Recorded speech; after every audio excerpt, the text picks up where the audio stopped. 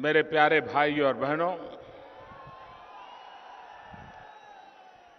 आज एक और चुनाव का दौर समाप्त हुआ।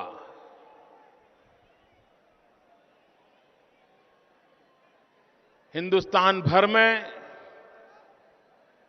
जब चुनाव समाप्त होते हैं तो खबरें आती हैं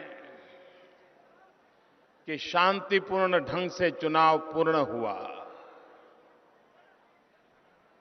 लेकिन यहां तीनों चुनाव के दौर के बाद खबरें आती हैं, कितनों को मारा गया, कितनों को पीटा गया, कितने बूथ लूटे गए।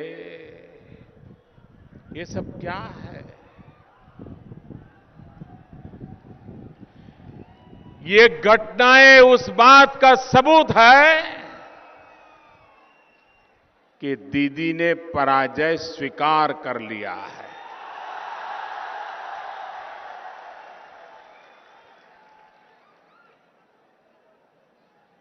और जब पराजय दीवार पर लिखा हुआ दिखाई देता है तो मरता क्या न करता।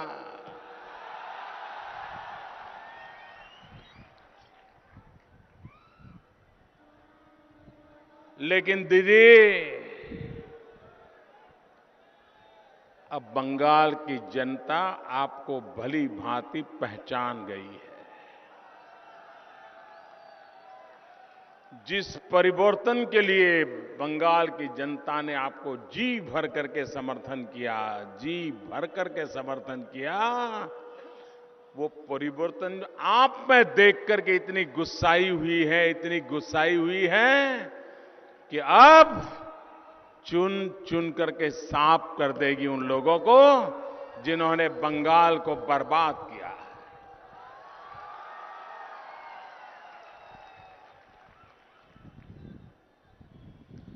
एक जमाना था, ये हावड़ा न सिर्फ बंगाल की आर्थिक गतिविधि का इंजन था, यहां की गतिविधि हिंदुस्तान की आर्थिक ताकत बनी हुई थी।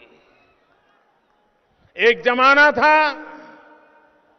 कि यहां के हेरिटेज बिल्डिंग पूरे बंगाल की शानो शौकत हुआ करती थी। एक वो भी दिन था जब बंगाल की हर कलम, बंगाल में फैलने वाला, हिंदुस्तान में पहुंचने वाला हर विचार, हर चिंतक, हर लेखक, हर कवि यही हावड़ा की भूमि पर रहते थे और साहित्य कला की साधना करते थे। और कभी यहां का मजदूर जूट के कारखाने से गरीब किसानों की ताकत बना हुआ था। क्या कारण है? ये सब का सब तबाह हो गया। 15वीं शताब्दी में जाएंगे तो जहां हिंदुस्तान का जिक्र आता है, वहां हावड़ा का जिक्र 15वीं शताब्दी में भी देखने को मिलता है।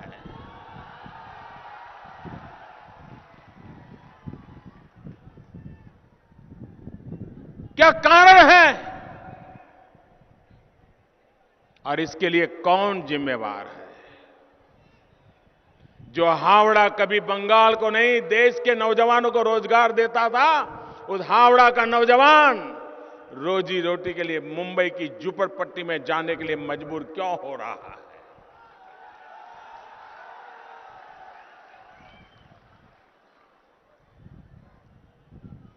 भाइयों बहनों,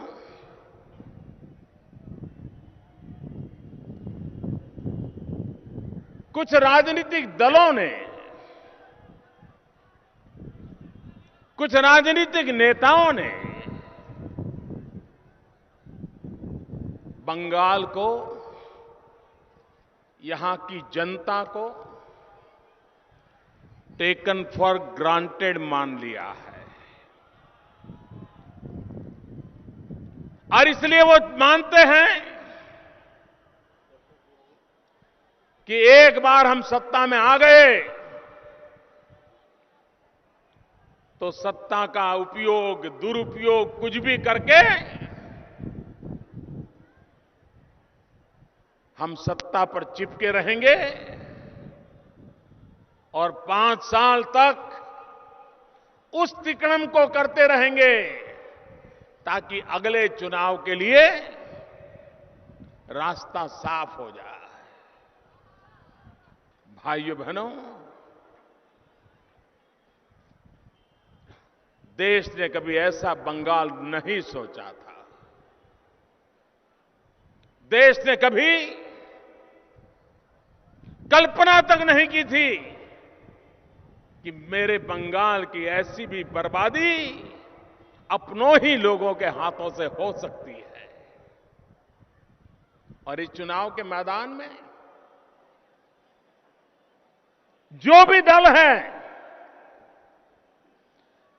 बंगाल के लोग बुद्धिमान हैं, बंगाल के लोग सोचने वाले लोग हैं। हर चीज की बारीकी से एनालिसिस करना बंगाल के लोगों का स्वभाव है। ये बात सही है कि ज्यादातर बंगाली मन पर बंगाली दिल हावी हो जाता है।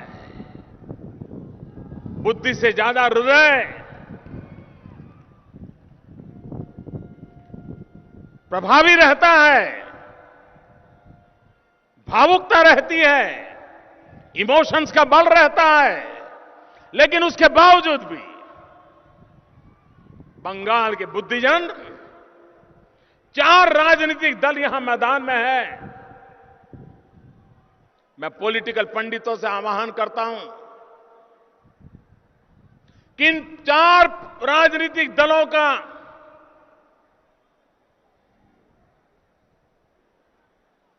जरा लेखा जोखा लें। किस दल का क्या चरित्र है, कौन दल किस प्रकार से काम करता रहा है, किस दल का क्या ट्रैक रिकॉर्ड है, किस दल ने देश को क्या दिया है। चारों दलों को जरा तराजू पर तोल करके देखा जाए। इस देश ने सालों तक कांग्रेस के शासन को देखा है। इस देश ने लेफ्ट की सरकारों को भी देखा है। इस देश ने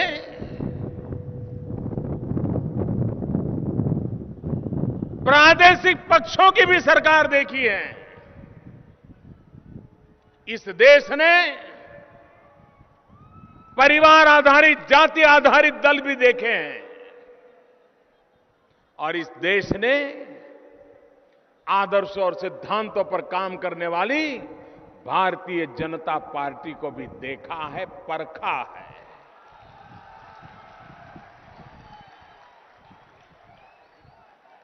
उनके ट्रैक रिकॉर्ड को, उनके कार्यकलापों को, उनके कार्यक्रमों को बारीकी से तराजू पर तोला जाए। क्या कारण है? इतने साल कांग्रेस की सरकारें रही और एक बार देश की जनता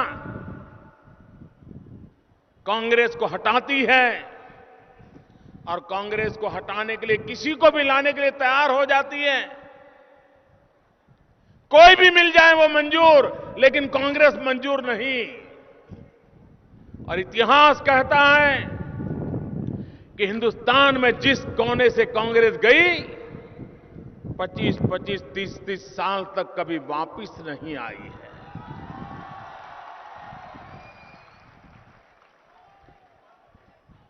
जनता का इतना गुस्सा होता है इनके प्रति कि थोड़ा सा भी कोई मौका मिल जाए तो कांग्रेस वहां कभी लौट करके नहीं आती है। आप पूरे हिंदुस्तान में देख लीजिए, बंगाल से कांग्रेस गई, 4 दशक हो गई, बंगाल के लोग उनको वापस घुसने नहीं देते हैं। उत्तर प्रदेश का हाल देखिए, बिहार का हाल देखिए, उड़ीसा का हाल देखिए, गुजरात देखिए, मध्य प्रदेश देखिए। कांग्रेस एक बार जाती है, देश की जनता उन पर इतना गुस्सा करती है कि कभी वापस नहीं आने देती। क्या कारण है कि एक वक्त था 440 सांसदों के साथ संसद में जो लोग बैठते थे और भारतीय जनता पार्टी 2 या 3 बस करके उसका मजाक उड़ाया जाता था, वो दल अपने अहंकार के कारण आज 40 पर आकर के सिमट गया और संसद के एक कोने में नजर नहीं आता।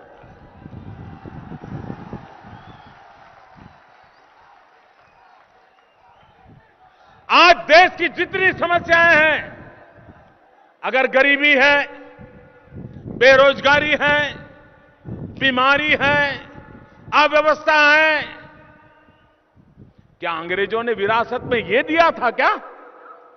अरे जब अंग्रेजों ने हिंदुस्तान छोड़ा था तब बंगाल देश का नेतृत्व करता था। आपने जब देश बंगाल संभाला, आपने बंगाल को बर्बाद करके रख दिया।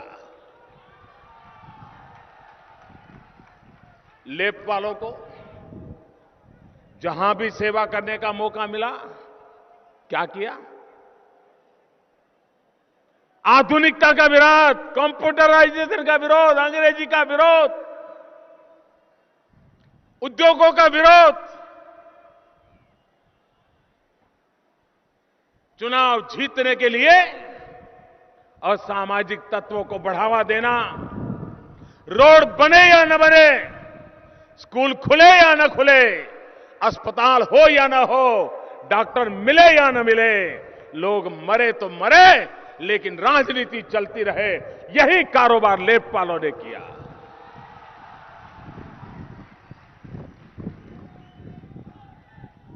चौंतीस साल तक किसी को सरकार चलाने का मौका मिले, वो पश्चिम बंगाल को कहां से कहां तक ले जा सकते थे। लेकिन भाइयों बहनों, उन्होंने भी वो मॉडल नहीं दिया जो बंगाल का भला कर सके। भाइयों बहनों, हिंदुस्तान ने प्रादेशिक दलों को भी देखा है, और एक भारतीय जनता पार्टी देखिए, पूरा ट्रैक रिकॉर्ड देख लीजिए हमारा। बहुत पहले हमें मध्य प्रदेश में सेवा करने का मौका मिला था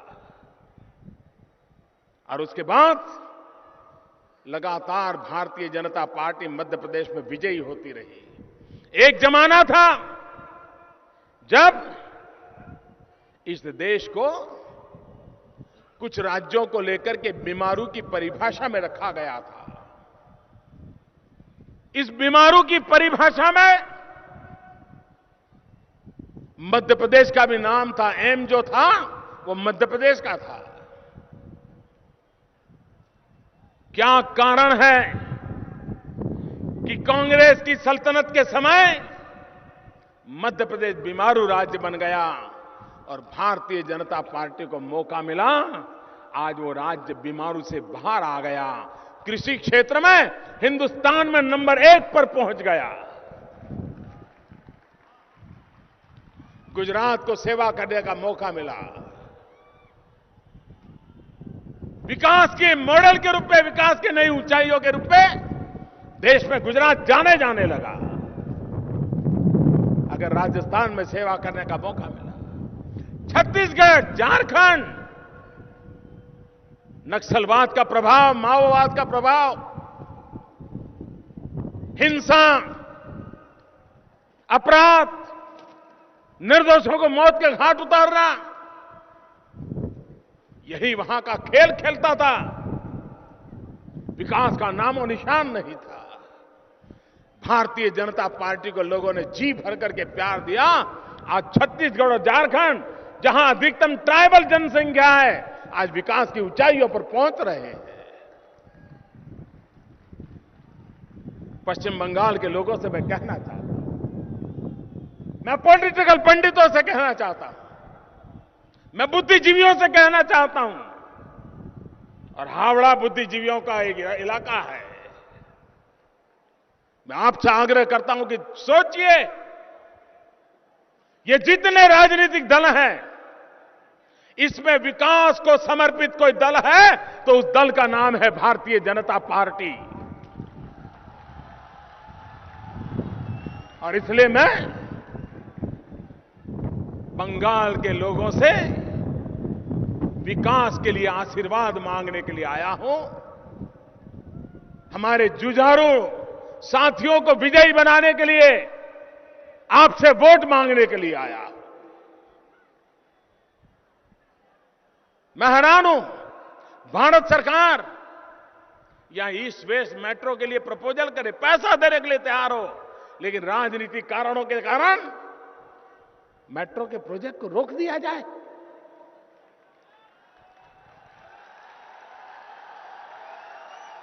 क्या ऐसे लोगों को माफ करोगे आप? ऐसे लोगों को माफ करोगे? पिछले अगस्त महीने में बाढ़ आई। बाढ़ के समय यहां की सरकार का काम था कि हावड़ा के लोगों को मदद पहुंचाए। सरकार ने कुछ किया नहीं, और जब बहन रूपा गांगुली हावड़ा के लोगों की मदद के लिए सामान लेकर के जा रही है तो उस पर हमले किए जा रहे। क्या यह मानवता है? क्या गरीबों को दुख में मदद करना, क्या उसमें भी राजनीति करोगे? भाइयों बहनों, ऐसा राजनीतिक कल्चर बंगाल के जीवन को तबाह कर चुका है। और इसलिए लोकतंत्र में चुनाव एक कसौटी होती है। आपके सपनों को साकार करने के लिए निर्णय करने का आपके हाथ में होता है। ज्योतिषियों के लिए आपका भाग्य आपके हथेली में होगा, लेकिन लोकतंत्र में देश का भाग्य आपकी उंगली में होता है। किस बटन पर उंगली दबाते हो, उसके आधार पर भविष्य तय होता है।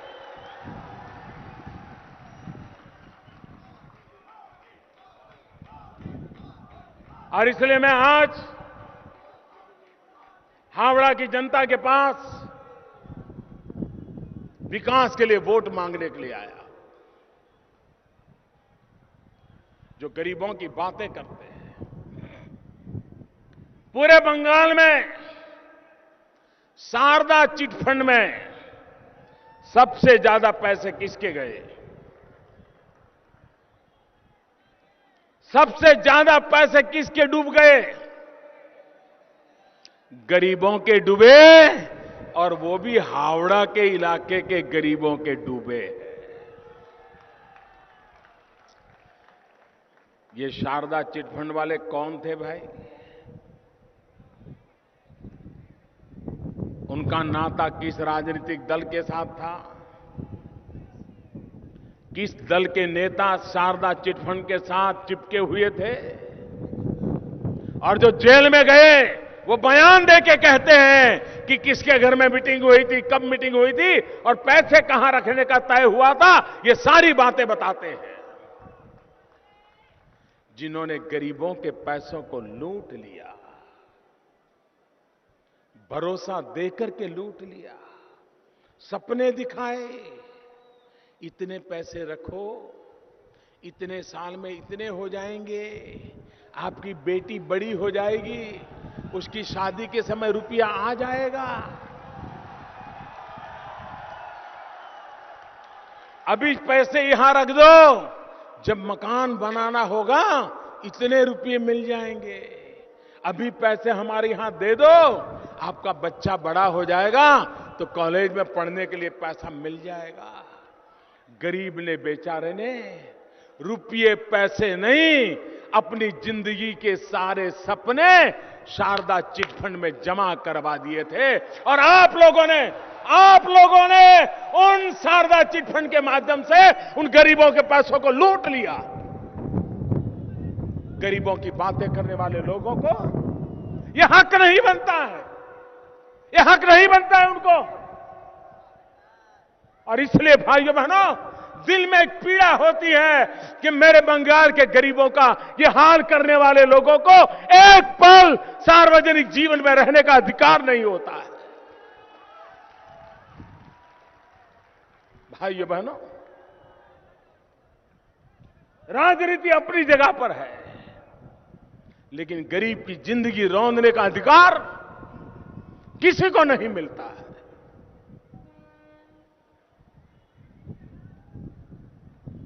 यहां विवेकानंद ब्रिज टूट गया,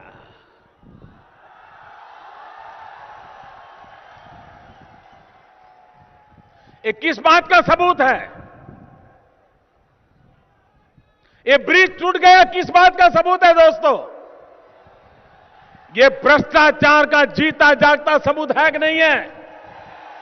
ये भ्रष्टाचार की साक्ष्य बन के टूटा पड़ा है कि नहीं पड़ा है?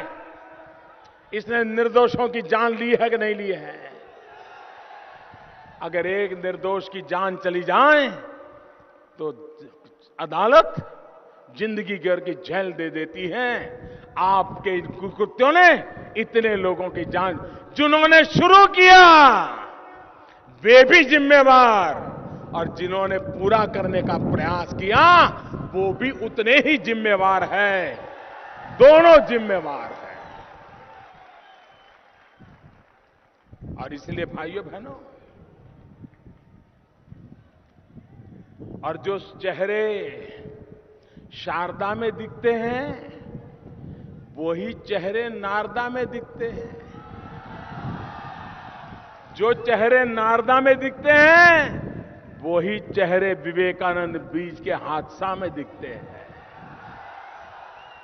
शारदा हो, नारदा हो या भयंकर हादसा हो, ये यही चक्के बक्के के लोग हैं जिन्होंने आपकी जिंदगी के साथ खेला है। और इसलिए मेरे भाइयों बहनों, और मैं तो हैरान हूं दीदी, मुझे दुख तो इस बात का हो रहा है कि हम तो पहले सैकड़ों मील गुजरात में जब हुआ करते थे, राजनीति में हम कुछ नहीं थे, हम तो एक सिपाही की तरह, कार्यकर्ता की तरह काम करते थे। लेकिन अखबार में जब दीदी संघर्ष कर रही हैं देखते थे, पुलिसों से जूझ रही है देखते थे, तो ऐसा लगता था कि हाँ, एक कोई महिला है जो कुछ करना चाहती है। जब भ्रष्टाचार की बात आती थी तो दीदी जिस प्रकार से उछल पड़ती थी, भ्रष्टाचार के खिलाफ लड़ाई लड़ने के लिए कुर्सी तक फेंक देती थी। दीदी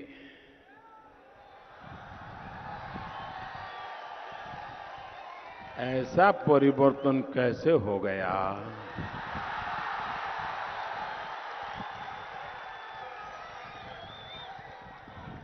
टीवी के कैमरा के सामने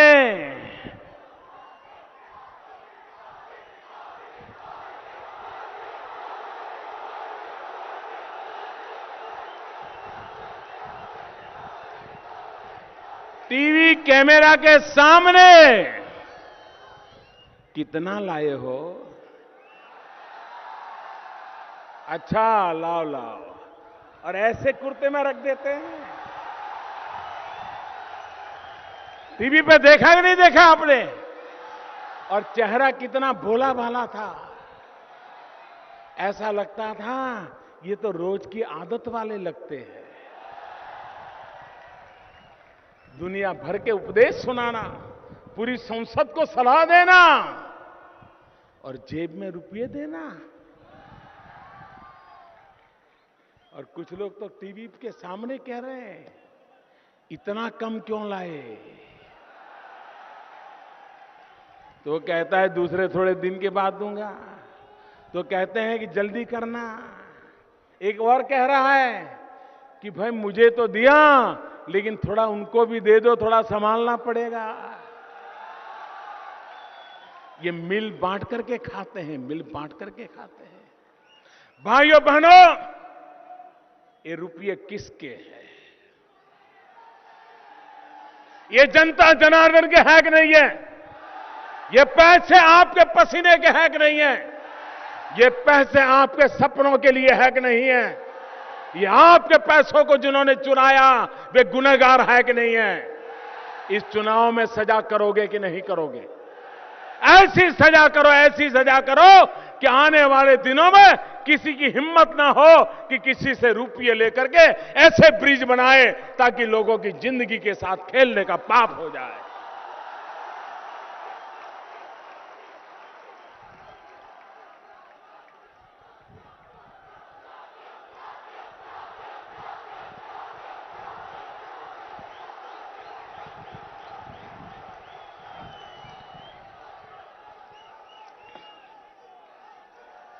भाइयों बहनों, हमारी कोशिश है कि देश के नौजवान को रोजगार मिले और इसलिए हम स्किल इंडिया का कार्यक्रम चला रहे हैं, मुद्रा बैंक की योजना चला रहे हैं। देखिए फर्क कितना है, दो सरकारों के चिंतन में फर्क कितना है, दो राजनीतिक दलों की चिंतन में कितना अंतर है, उदाहरण से मैं बताना चाहता हूं। बैंकों के दरवाजे बंद रहे 60 साल तक और तब गरीब को जाना पड़ा शारदा चिटफंड में और उसको रोने की नौबत आई। एक हम है जिन्होंने गरीबों के लिए बैंकों के दरवाजे खोल दिए और प्रधानमंत्री जनधन योजना लाए। जब बैंकों का राष्ट्रीयकरण हुआ तब कहा गया था कि गरीबों के लिए बैंक होनी चाहिए, लेकिन जब मैंने शपथ लिया उस दिन तक इस देश के 40% लोग जिन्होंने बैंक का दरवाजा तक नहीं देखा था। हमने बीड़ा उठाया कि गरीब से गरीब का बैंक में खाता खोल देंगे। खोला, 2 लाख रुपए का बीमा दिया और जिसका जनधन अकाउंट था उसके परिवार में कोई आपत्ति आई तो हफ्ते के भीतर भीतर 2 लाख रुपए का चेक पहुंच गया।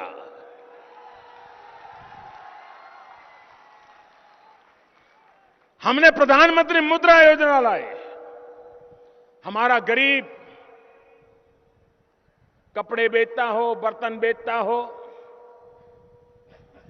अखबार बेचता हो, नाई हो, कुम्हार हो, खिलौने बनाने वाला हो, मिठाई बनाने वाला हो, चाय बेचने वाला हो, पकोड़े बेचने वाला हो, उसको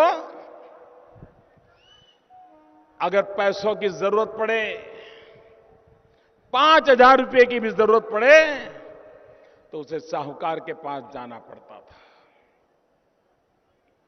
मेहनत करके पेट भरने वाले इंसान को, चाहे ऑटो रिक्शा चलाता हो, टैक्सी चलाता हो, बैंकों में खाते नहीं खुलते थे, बैंक उसको पैसे देने को तैयार नहीं थे। बड़े बड़े धन वाले बैंकों को लूट करके भाग जाए उसकी तो चिंता नहीं थी, लेकिन एक गरीब पैसे मांगे तो बैंक के दरवाजे बंद रहा करते थे। हमने मुद्रा योजना लाई और बिना गारंटी ये छोटे छोटे काम करने वाले लोग अगर बैंक से लोन मांगते हैं तो मेरी सरकार ने बैंक से लोन देने का दरवाजा खोल दिया। उसे साहूकार के यहां जाना बंद हो गया। ब्याज के चक्कर में वो मर रहा था, मरना बंद हो गया। साहूकार से मुक्त हो गया। और भाइयों बहनों, इतने कम समय में 3 करोड़ 30 लाख से ज्यादा लोगों को 1.25 लाख करोड़ रुपयों से ज्यादा रुपये हमने दे दिए। और वो आज खुद का तो रोजगार चलाता है, एक आध नौजवान को रोजी रोटी भी देता है। आपके लिए मॉडल है शारदा चिटफंड, हमारे लिए मॉडल है प्रधानमंत्री मुद्रा योजना, जो गरीब से गरीब को पैसे सरकार देती है और ब्याज के चक्कर से मुक्ति दिलाती है। आप किस मुंह से गरीबों की बात करते हो? भाइयों बहनों, हमारे देश में नौजवान रोजगार के लिए, सरकारी नौकरी मिल जाए उसके लिए तड़पता है। कितनी पढ़ाई क्यों न की हो, अगर ड्राइवर के नाते भी जॉब मिल जाए, प्यून के नाते जॉब मिल जाए, क्लेरिकल जॉब मिल जाए, तो वो अपना सौभाग्य मानता है। और सरकार में नौकरी पाने के लिए बेचारा एग्जाम देता रहता है, फॉर्म भरता रहता है, फॉर्म की फी भरता रहता है। और अगर इंटरव्यू का कॉल आ गया तो उसको ये चिंता नहीं होती है कि इंटरव्यू के लिए कब जाना है, कहां जाना है, टिकट निकालनी है। उसको ये चिंता रहती है, वो सोचता है, हर किसी को पूछता है कि मेरा इसमें इंटरव्यू आया है, किसकी सिफारिश काम आएगी, कौन मुझे नौकरी दिलवा सकता है। और कोई आकर के मिल जाता है, वो कहता है कि तेरी नौकरी पक्की 50,000 देना पड़ेगा, तुझे इंटरव्यू में पास करा दूंगा। और हर गली मोहल्ले में ऐसे दलाल घूमते रहते हैं भाई। और गरीब बेचारा ड्राइवर की नौकरी पाने के लिए, क्लरिकल नौकरी पाने के लिए, इंटरव्यू पास करने के लिए, सिफारिश के लिए 50,000 लाख रुपया दे देता है। कभी मां के गहने गिरवी रख देता है, कभी पिताजी की कोई प्रॉपर्टी है तो गिरवी रख देता है। और मां बाप चाहता है कि बेटे को कहीं नौकरी मिल जाए, एक बार नौकरी मिल जाएगी तो फिर कर्ज चुका देंगे। इंटरव्यू, तीसरे और चौथे वर्ग के इंटरव्यू के पीछे हर वर्ष देश में हजारों करोड़ का भ्रष्टाचार का कारोबार चलता था। हमने एक निर्णय किया मेरे नौजवान साथियों, हमने कहा अब भारत सरकार में वर्ग 3 और 4 में कोई इंटरव्यू नहीं होगा। जिसकी जो मेरिट है कंप्यूटर तय करेगा, जिसको ज्यादा मेरिट के मार्क मिले हैं उसके घर नौकरी का ऑर्डर चला जाएगा। कौन कहता है कि भ्रष्टाचार से मुक्ति नहीं दिलाई जा सकती? हमने किया। अरे एक समय था गैस का सिलेंडर भी चाहिए ना तो कोटा रहता था।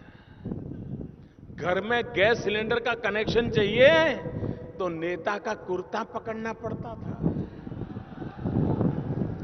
50 बार एमएलए एमपी के घर जाना पड़ता था कि साहब एक गैस का सिलेंडर का कनेक्शन दिलवा दो ना। और वो कहता था इतना देना पड़ेगा, या उसको मिलो वो करवा देगा। और फिर दलाल अपना निकाल देता था। क्या गरीब को गैस का कनेक्शन मिलना चाहिए कि नहीं मिलना चाहिए?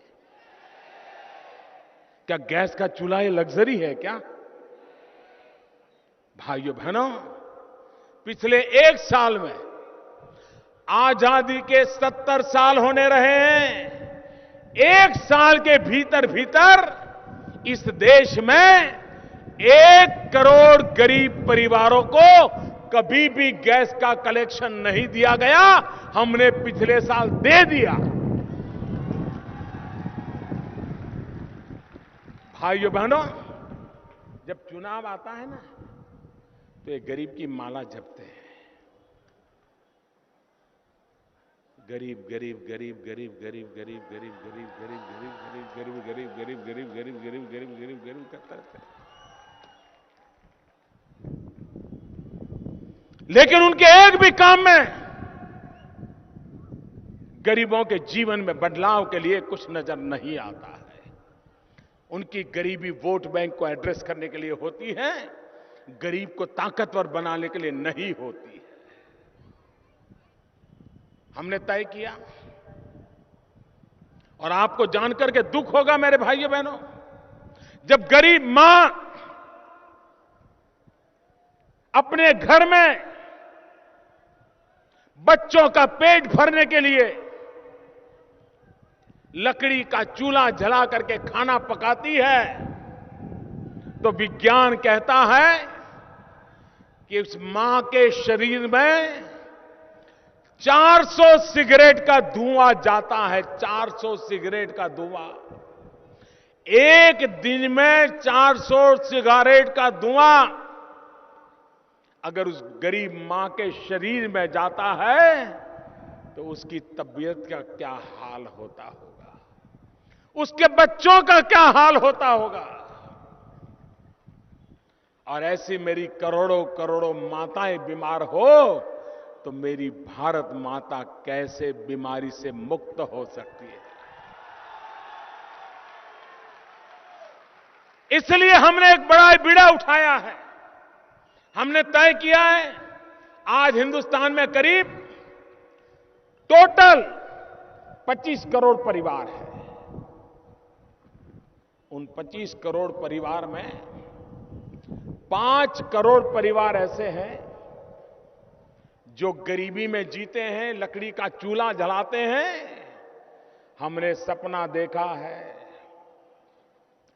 इन 5 करोड़ गरीब परिवार जो लकड़ी का चूल्हा जलाते हैं, उनको आने वाले 3 साल के अंदर अंदर गैस सिलेंडर का कनेक्शन दे दिया जाएगा और उन माताओं बहनों को धुएं से मुक्ति दिलाई जाएगी। कौन कहता है समस्याओं का समाधान नहीं हो सकता है? और इसलिए भाइयों बहनों, बंगाल का अगर भला करना है तो मेरा 3 सूत्री कार्यक्रम है। उन 3 सूत्री कार्यक्रम में मुझे आपका आशीर्वाद चाहिए। मेरा पहला सूत्र है विकास, दूसरा सूत्र है तेज गति से विकास, तीसरा सूत्र है चारों दिशाओं में विकास। माइक ठीक करो भाई। चारों दिशाओं में विकास। भाइयों बहनों, हर समस्या का समाधान विकास में है। बच्चों के लिए अच्छी पढ़ाई हो, नौजवानों के लिए अच्छी कमाई हो और बुजुर्गों के लिए अच्छी दवाई हो तो समस्याओं का समाधान होना शुरू हो जाएगा। भाइयों बहनों, मैं हैरान हूं, ये लोग बंगाल के लोगों को समझते क्या है?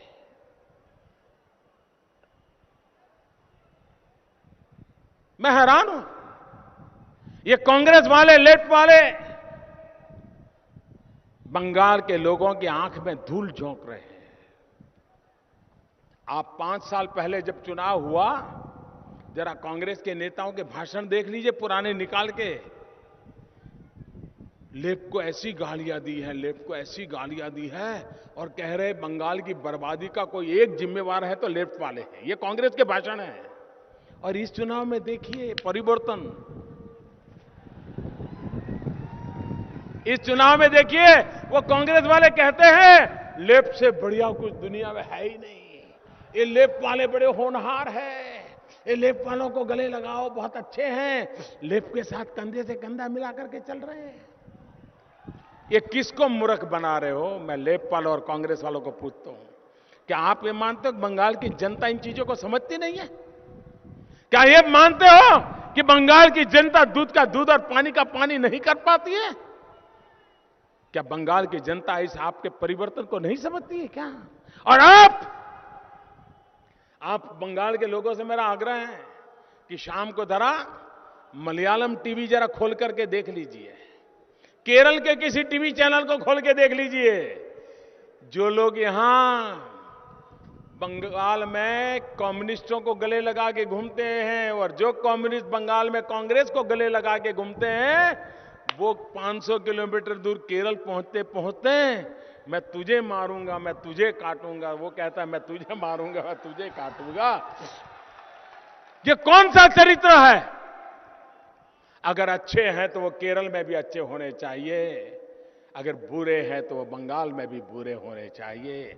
केरल में वो आपको बुरा लगे, बंगाल में आपको अच्छे लगे, इसका मतलब आपको कुर्सी अच्छी लगती है, बंगाल के लोगों का भविष्य अच्छा नहीं लगता है। और इसलिए भाइयों बहनों, जो केरल में कुश्ती कर रहे हैं लेफ्ट और कांग्रेस वाले, वो बंगाल में दोस्ती कर रहे हैं।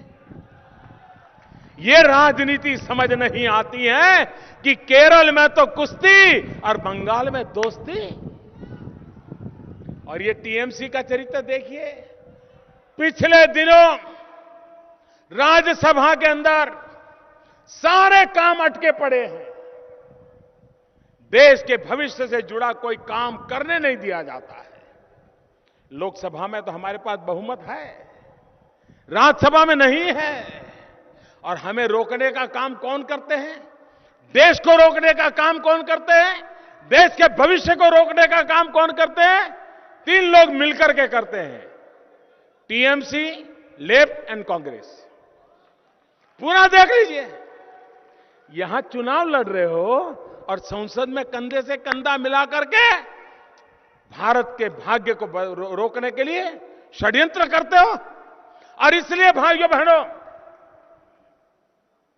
मैं आज आपसे कहने आया हूं, अरे विराट जनसागर, इतनी बड़ी मात्रा में जब आप मुझे आशीर्वाद देने आए हैं, हावड़ा की इस धरती से मैं कहना चाहता हूं, बंगाल की क्रांतिकारी धरती से कहना चाहता हूं, बंगाल के संतों और ऋषियों की धरती से कहना चाहता हूं, बंगाल के विद्वानों की धरती से कहना चाहता हूं कि मेरे बंगाल के भाइयों बहनों, आपने सब कुछ देख लिया है। कांग्रेस भी देखी, लेफ्ट भी देखा, टीएमसी भी देखी। एक बार हमें भी तो देख लीजिए।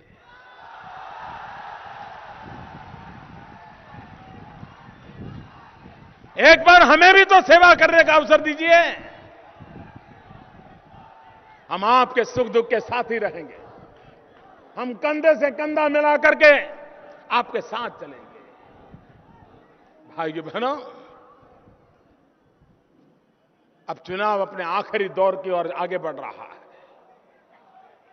और मुझे विश्वास है कि जो आपके लिए जीते मरते हैं,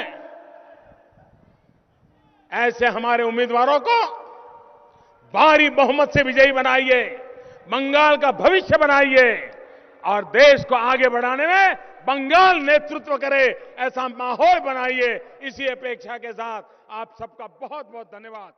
The great effort made by Mr. Vladimir Putin in convening the Tiger Summit in 2010